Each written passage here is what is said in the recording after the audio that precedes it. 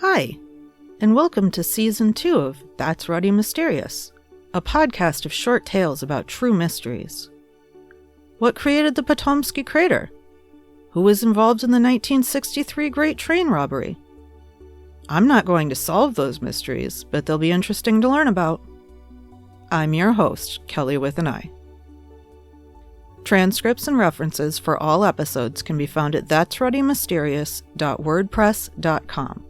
No apostrophe and no exclamation point. Today's tale is about Dorothy Arnold.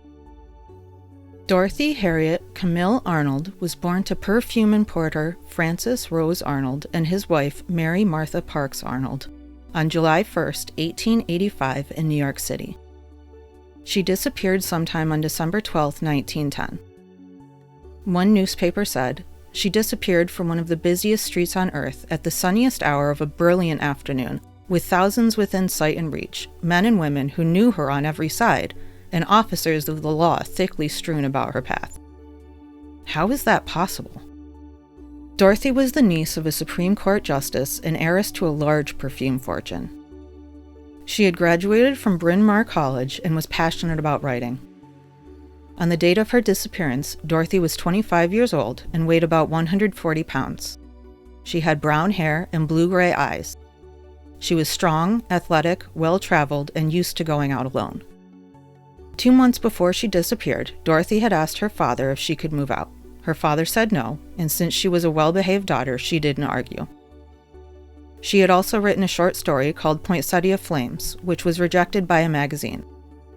Dorothy was crushed, and her family teased her greatly for her failure. Dorothy then wrote another short story called Lotus Leaves. It's unclear if she ever sent this one to a magazine. Dorothy left her home at about 11 a.m. on December 12, 1910. She had told her mother that she was going to spend the day shopping for a dress to wear to her sister's coming-out party. The party was to be held on December 17th, just 5 days later. Mary offered to go with Dorothy, but she declined, saying, "No, Mother, don't bother. You don't feel just right, and it's no use going to the trouble. I mightn't see a thing I want, but if I do, I'll phone you." Dorothy left without any luggage, but carrying with her about $25. She was wearing a well-tailored suit, including a blue coat and matching skirt, a satin handbag, a black velvet hat with 2 roses adorning it, and a silver fox muff. She walked about 25 blocks down 79th Street toward 5th Avenue. Then she turned left on 5th Avenue to head downtown. At about noon, she stopped at Park and Tilford's candy counter, putting a half-pound box of chocolates on account, despite having the cash to pay for it. Dorothy left Park and Tilford's and went about 32 blocks to 27th Street. At around 2 p.m., Dorothy stopped into Brentano's bookshop at the corner of 5th Avenue and 27th Street. There, she rifled through books at the new fiction counter, eventually deciding on the book An Engaged Girl's Sketches, which she purchased. As she was leaving Brentano's, Dorothy met a woman outside that she knew, Gladys King. Around 2:45 p.m., Gladys gave Dorothy her RSVP to the coming-out party. They joked about her avoiding postage by hand-delivering it. The woman spoke for several minutes before Gladys said she had to leave. Before they parted ways, Dorothy told Gladys that she was feeling fine and that she planned to walk through Central Park. That would be the last confirmed sighting of Dorothy Arnold. Dorothy never missed a meal at home without first telling someone.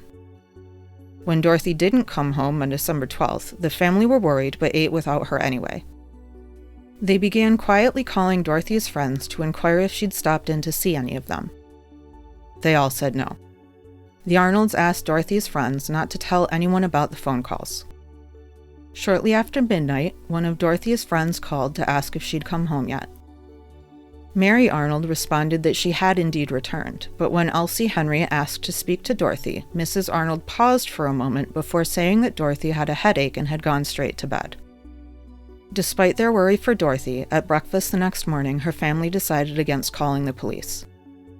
Instead, Dorothy's brother called a lawyer friend by the name of John S. Keith. Keith went to Dorothy's room to investigate. He found everything in order. All of Dorothy's clothing was in the closet, except for what she had been wearing the day she disappeared. All of her valuable jewelry had been left behind. There was a pile of personal letters on the desk, some with foreign postmarks. On top of her desk were 2 transatlantic steamship folders. In the fireplace, Keith found a small pile of burned papers. He tried reading them, but there was no visible writing on them. John Arnold believed the papers may have been Dorothy's rejected manuscript. Keith suggested the family search morgues, hospitals, and jails. He offered to do so himself, keeping his investigation quiet from the police. He personally searched morgues, hospitals, and jails in New York City, Boston, and Philadelphia.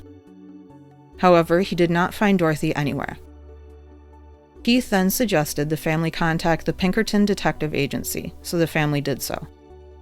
Pinkerton officials immediately sent a circular about Dorothy to police departments across the country. New York City, however, failed to act on the circular. They refused to do anything until asked to do so directly by the family. On January 22, 1912, 6 weeks after Dorothy Arnold's disappearance, her family appealed to the New York City police to help find Dorothy. The police suggested that the family talk to the media. Mr. Arnold was hesitant to do so, but on January 25th he relented. Mr. Arnold called the press to his office. Some believe he delayed the interview because he was involved in Dorothy's disappearance. He told the press that he believed Dorothy was dead. He thought she'd been violently attacked in Central Park and that her body had been thrown in the reservoir. The reservoir was dredged and Central Park thoroughly searched in order to find Dorothy's body. It was never found. When the press asked Francis Arnold if he'd allowed his daughter to visit with men, he flew into a rage, saying, "I would have been glad to see her associate more with young men than she did, especially some young men of brains and position, one whose profession or business would have kept him occupied. I don't approve of young men who have nothing to do." He offered a $1,000 reward for any information leading to Dorothy's return. As it turned out, Francis Arnold had a particular man in mind when he made his comment about young men who have nothing to do. George C. Griscom, Jr. was a 42-year-old man, still living at home with his parents and a friend of the family. At one point, Dorothy and George, who went by Jr., had called themselves engaged. In fact, Jr. told the press that upon Dorothy's return, Jr. planned to marry her. According to a 1937 article, Jr. returned home from Europe in February of 1912 and offered his help in finding Dorothy. The Arnolds, however, did not want his help. What happened to Dorothy Arnold? Numerous people claim to have seen her in various places around the country since her disappearance.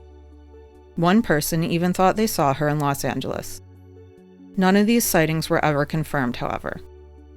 Once, a reporter claimed to have found Dorothy in a hospital, although she was checked in under a different name. He claimed she was alive and doing well, although again this was not confirmed.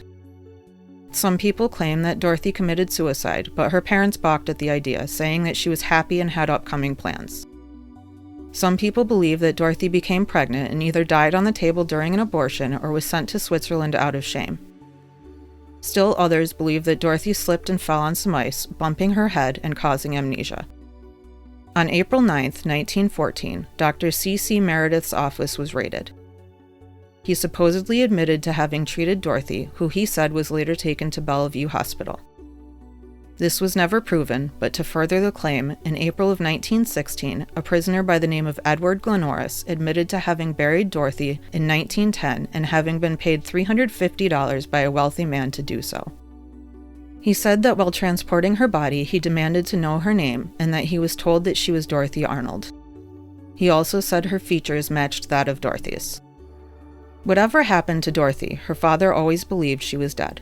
In fact, upon his death, it turned out that he had written in his will that he wasn't leaving anything to Dorothy because he knew she was dead. What happened to Dorothy Arnold?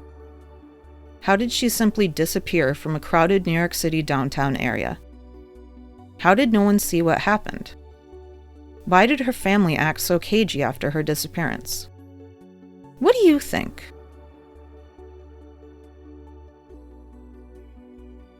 Thanks for listening to today's episode of That's Ruddy Mysterious. I'm your host, Kelly with an I. If you enjoyed this episode, leave a review and follow That's Ruddy Mysterious to be updated about new episodes. Tune in next Tuesday for another thought-provoking tale.